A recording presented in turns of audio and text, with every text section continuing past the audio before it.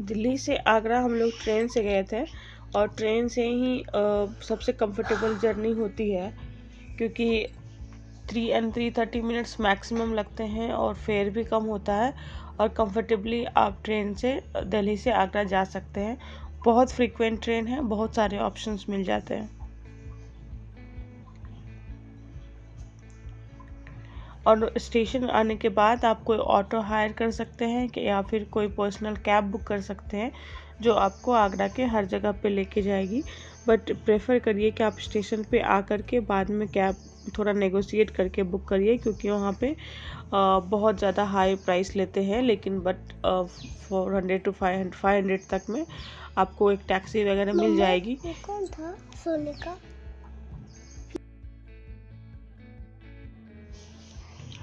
और हम लोग वेस्ट गेट ऑफ ताजमहल पहुंच चुके थे। अगर वेस्ट गेट से मुझे लगता है कि सबसे नज़दीक है मेन गेट, तो वेस्ट गेट पे हमें और टैक्सी वालों ने छोड़ा और वहां से हम पैदल जा रहे हैं। ये सब स्ट्रक्चर ऑन द वे है, इसमें कहीं मस्जिद है और कहीं कोई जमात खाना ऐसे लिखा था। ये सब स्ट्रक्चर है, पर ये ताजमहल का एक जाने का रास्ता है, एक आप बाउंड्री देख कह सकते हैं इसको, पर ये इसके काफ़ी अंदर जा कर के ताजमहल है।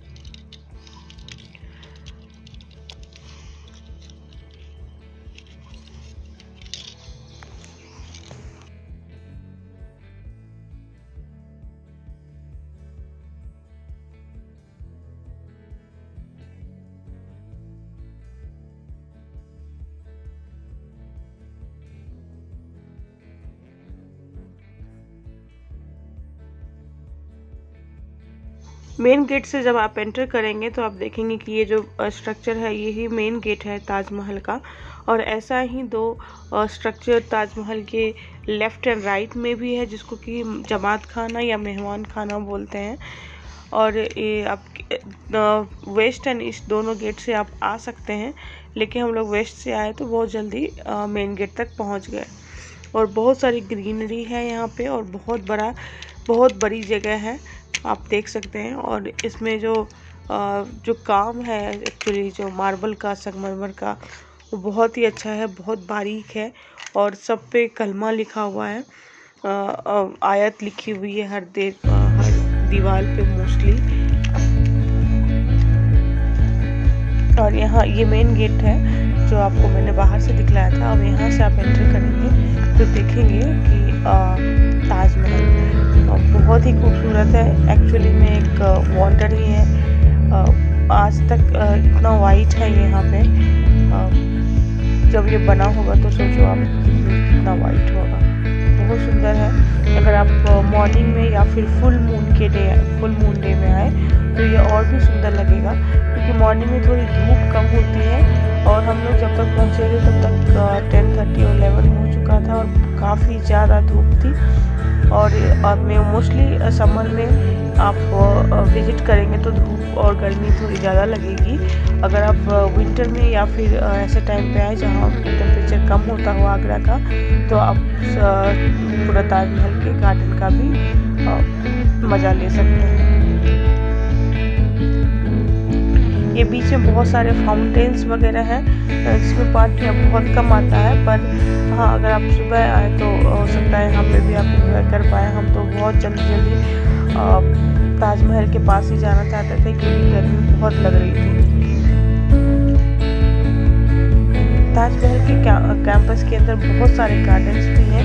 आप बैठ के, जैसे ये गार्डन है, आप बैठ करके आप वहाँ पे इंजॉय कर सकते हैं। एक्चुअली मेरे हस्बैंड ने बताया था कि जब भी कोई मुगल आर्किटेक्चर में जो गार्डन्स होते हैं वो 4 कॉर्नर्स में वो होते हैं, जिसको 4 बाग आर्किटेक्चर बोलते हैं। 4 बाग होते हैं, 4 गार्डन होते हैं। आज कहीं पे भी अगर आप लेंगे तो वैसे ही स्ट्रक्चर यहाँ पे भी दिखा मुझे, और वैसा ही सेम मुझे आगरा फोर्ट में भी दिखा था।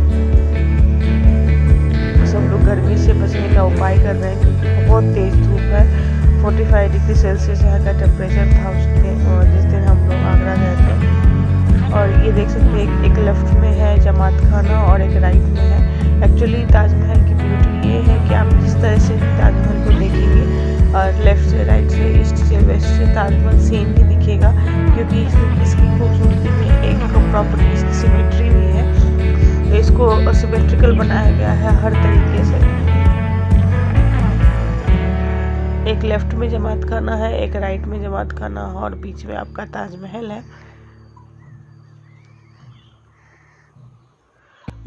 जो मेन टॉम्ब है, जो मेन मकबरा है, उसके अंदर जाने के लिए आपको टिकट लेनी होगी और वो टिकट यहाँ से लेफ्ट में जो मकबरा, जो जमात खाना है, वहाँ से मिल जाता है टिकट।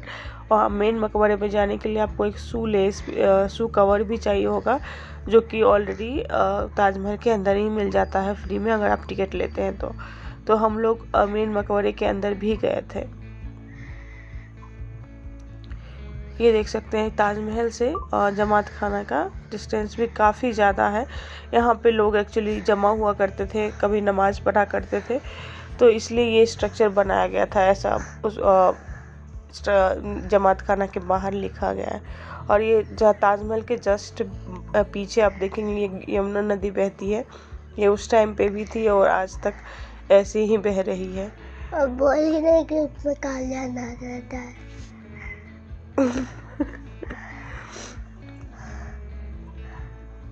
वो बोलो ना। और मेरा बेबी बोल रहा है कि उसमें कालिया नाग रहता है। अभी मथुरा और वृंदावन भी गए थे हम लोग, तो वहाँ का भी ब्लॉग मैं आपको जल्दी ही डालूंगी। वहाँ पे आप देखिएगा कि मेरे रोमन कोच के प्रभु भी मिल गए हैं और उसने कालिया नाग को भी देख लिया है। बाहर देखिए आप, इतनी गर्मी है ताजमहल के, पर आप इस मार्बल्स को टच करें, इस मार्बल को अगर टच करें तो आप ये देखेंगे कि बहुत ठंडी है ये मार्बल। और अंदर भी, ताजमहल के अंदर कोई भी फैन, एसी कुछ भी नहीं लगा है, पर इतनी अच्छी वहाँ पे ठंडी है, ऐसा लगता है कि कोई एसी रहे। उसका रीज़न है ये वेंटिलेशन, और वेंटिलेशन की कार्विंग्स भी मार्बल की ही है। मार्बल्स को कट करके बनाया गया। एक्चुअली ये पूरा एक मार्बल है जिसमें से जैसे बोलते हैं ना रॉक कट आर्किटेक्चर, वैसे ही ये पूरे मार्बल को कट करके वेंटिलेशन बनाया गया है। और काफ़ी ठंडी है। यही है मेन मकबरा। और यहाँ पे जो आप देख सकते हैं, जो अंदर में स्ट्रक्चर घेरा हुआ है, यहीं पे ताजमहल शाहजहां और मुमताज़ का टॉम्ब है, की कब्र यहीं पे बनाई गई है। और यहाँ पे एक्चुअली ज़्यादा वीडियोग्राफी नहीं करनी थी, मैंने छोटी सी थोड़ी सी कर ली थी। और ये हमारे कुछ पिक्स और हमारा यादगार ताजमहल। एक्चुअली में बहुत सुंदर है ताजमहल। अगर आपको मौका मिले तो बिल्कुल ज़रूर जाइए। और आप जैसे मैंने बताया है, आप वो सब ऑप्शंस ले सकते हैं। नेक्स्ट हम गए थे आगरा फोर्ट। ताजमहल से बहुत ही पास है आगरा फोर्ट, 1 to 2 किलोमीटर ही है। और ये आप देख सकते हैं, पहले सिक्योरिटी के लिए कैमरा वगैरह तो नहीं होते थे, पर ये इस तरह से वाटर स्ट्रक्चर, या ये फोर्ट है, फोर्ट के साइड में वाटर स्टोर किए जाते थे, उसको जल संयंत्रण बोलते थे, वाटर सिक्योरिटी।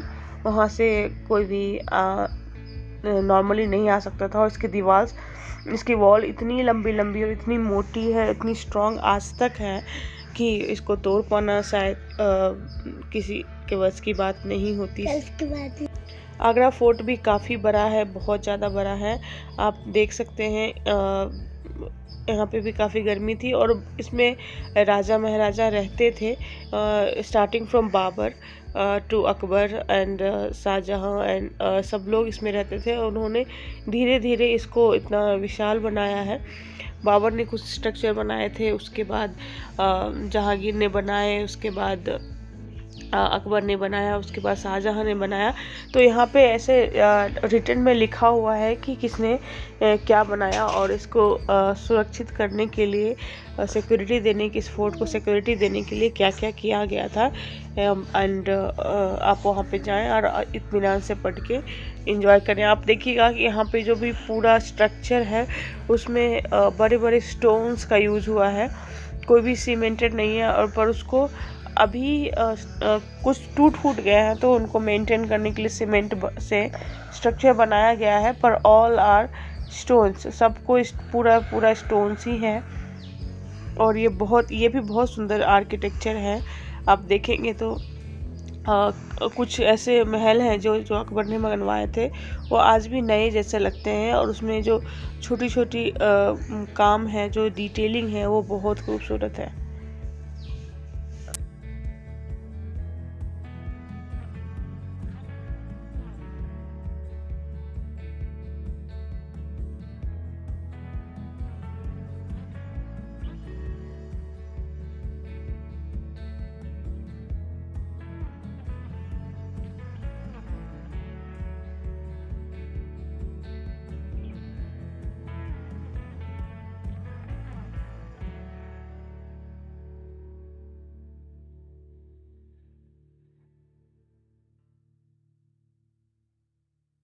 ये दरवाज़ा हुआ करता था। आप देख सकते हैं ये कितना बड़ा दरवाज़ा है। और अब फिल्मों में हम देखते हैं कि किले का दरवाज़ा बंद कर दिया गया, वो वैसा ही है सेम, और बहुत मोटी है। और आप इसमें देखें, यहाँ पे कुछ आयरन का जो काम है उसमें आज भी देखेंगे कि रस्ट नहीं है और इतना स्ट्रॉन्ग है आज तक, उसमें भी मेंटेन करके रखा गया है। ज़रूर एक बात है, पर फिर भी मटेरियल काफ़ी स्ट्रॉन्ग बनाए जाते थे।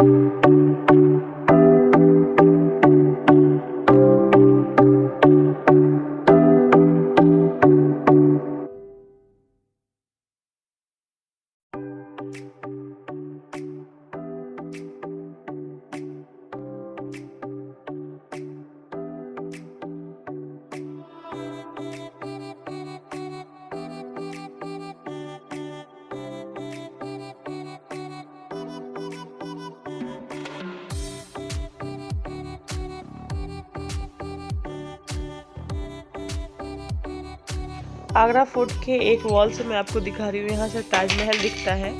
एक यमुना नदी के एक तरफ है और दूसरा इस तरफ है, और आगरा फोर्ट एंड ताजमहल आमने सामने ही है, पर दोनों के बीच है काफ़ी डिस्टेंस है।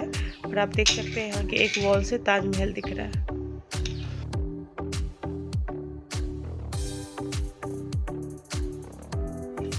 ये पहले बुक शेल्फ हुआ करती थी राजाओं महाराजाओं का। आप देख सकते हैं बुक्स रखने के लिए कैसे बनाए गए हैं, और हर तरह से विंडो है। आप कहीं से भी रोशनी की कमी नहीं लगती है यहाँ पे, और कहीं से भी आपको गर्मी नहीं लगेगी। इतनी भीषण गर्मी बाहर है, पर पूरा जो अंदर में पूरी ठंडक है। तो ये सब इस आर्किटेक्चर की खासियत है।